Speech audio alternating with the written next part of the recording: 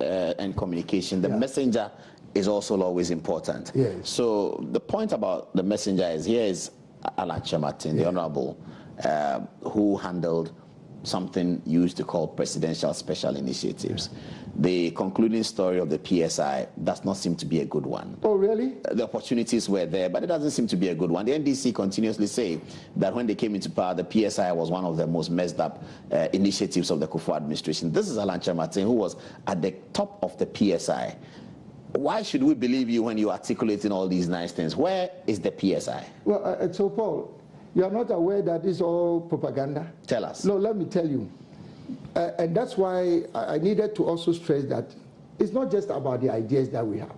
We have the people who understand this kind of business. Mm-hmm. You understand me? Mm-hmm. Now, the PSIs, exactly as we are doing now, it was one of the most innovative strategic plan for industrial development. Why do I say so? Exactly as we are doing now, we said that let's look at 4 new sectors as a country we can promote. So we started looking at potential sectors. We said cassava. Why cassava? Because 90% of farmers are engaged in cassava cultivation. Oh, in Ghana? 90%. And it constitutes almost 25% of our agricultural GDP. Cassava? Cassava, 25% of agricultural GDP. So, in fact, it is an indictment on all of us as Ghanaians that if you don't know what to do with 25% of your agricultural GDP, how can you grow as a country? So we took a decision that there's something we have to do with cassava and go beyond cassava as a food crop and turn it into a cash crop. So exactly as we are talking about now, supporting the private sector, you show the way, you provide support to the private sector and they take over. So we looked at it and said, now let's do industrial starch from cassava, because that is when you get to the highest stage of the value chain. Now, cassava industrial starch is used for food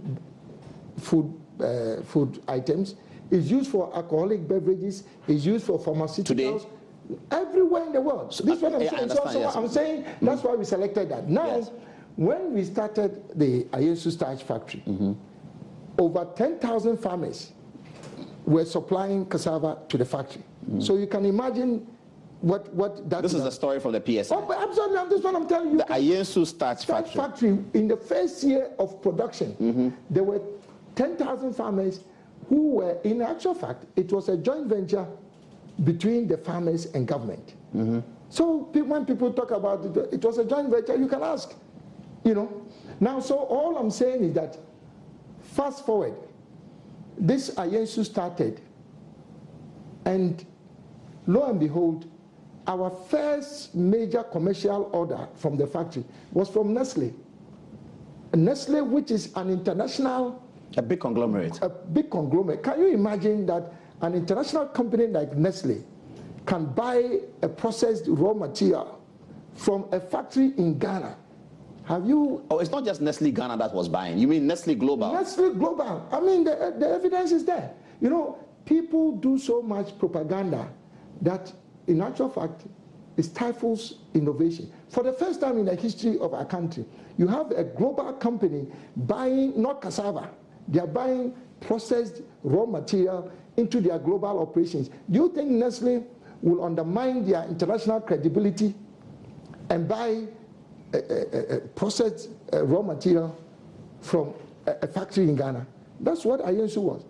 So by the time we were leaving, ask the NDC whether they if they had continued with Ayensu story over the last 8 years. Do you know how many factories?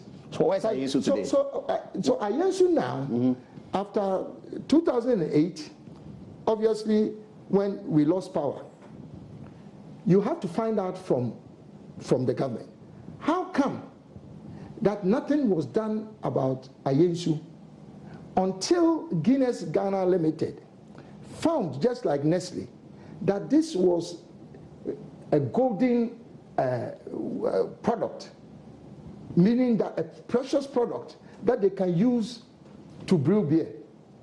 Government never added even one bolt to the factory as we left it was what was there. And Guinness found out that we're producing industrial starch that they could use.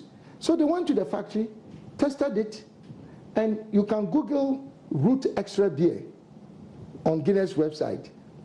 I'm not talking about it. In their own words, this is a record in their history, global history, from concept, that's thinking about a product, to market, 2 months, turnaround time. So they took a product from Ayensu, the factory that you are saying NDC propagandists are saying had collapsed. They took a product from that factory. They didn't even add, Guinness has not added even one bolt. The same thing that they are saying, that same factory, they took a raw material, 2 months, they produced an excellent brand of beer, which they themselves are touting all over the world. And this is Guinness Global. This is Guinness Global, part of which is here. And they are going to do the same thing. Why is Ayensu today? Where is the factory? It is there. It is in... Who owns it? Now, government has divested 70% to a private investor, and government still owns 30%. When it started, government owned everything? If, as the propaganda people are saying, this was a useless thing, you think an international company will come and pick it up and start using it, and you think government would have retained 30% if the thing is as useless as they are making everybody believe? So, and at the time we started, we said, let's show the way and let the private sector build 10 more factories, one in every region. You see, so what the NDC has done in terms of discontinuing some of these things, it's amazing. And they themselves, they know. If you ask them, why are they now clamoring about Ayensu? Has the NDC added even one bolt to the factory? It's as they saw it. The second PSI was in garment and textiles. Yes. It's amazing. Now the NDC is talking about garment and textiles. Something that we started way back when we were in power, and we started exporting to the United States of America. You know, for the first time in the history of Ghana, Ghana's name started appearing on the shelves in Europe and the United States for clothing, not African wear. But this is mass production. Mass production. We're competing with China. The evidence is there. So that's why we built a garment village. Mm-hmm. Again, this is not government. This is not government spending. This is government supporting the private sector. Because all the people who are in the government, these are private people. So it is pure propaganda that it is private sector and government supporting, let's say, the Nora Bannermans, Kofi Ansah of blessed memory, all these people. And there's another garment enclave in Ajabin, former Kingsway stores. People don't know what is happening. If you went to the garment village at the time we were leaving office at 5 o'clock and you saw the number of workers that were leaving the free zone, you will be surprised that this is Ghana. So that's gone as well? Don't ask me, ask the NDC.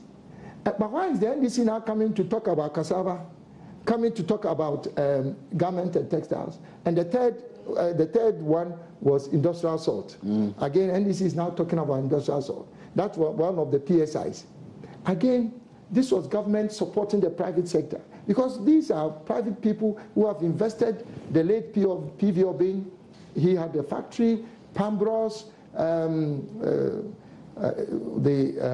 Despite, yeah. These are businessmen in producing salt, not the table salt, but industrial salt.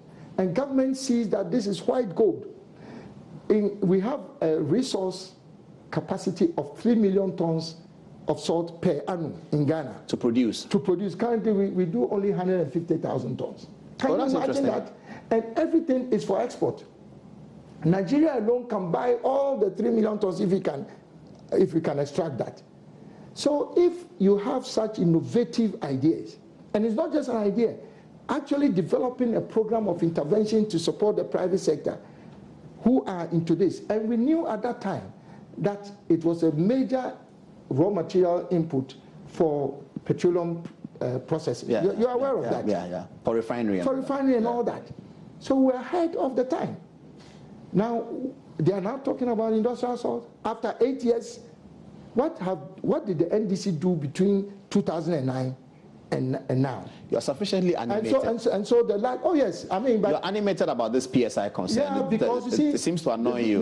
No, not annoy me, but you asked the question, and this must feed into what we are telling people that we can do. The PSIs, the people who benefited from it, the private sector, not the people making propaganda. The people who benefited from this, they are the best testimony. So when we talk about creating jobs, in actual fact, that is the evidence. And not only in Ghana, people around Africa have seen that these PSIs these should be the kind of model for transforming African economies, particularly if you're talking about industrialization. So we should not allow them to bring the same propaganda and be suggesting that, oh, if Alan is now talking about jobs, then he doesn't have, because in fact, this is the basis. Ask why the NDC discontinued many of these interventions. That would be the answer.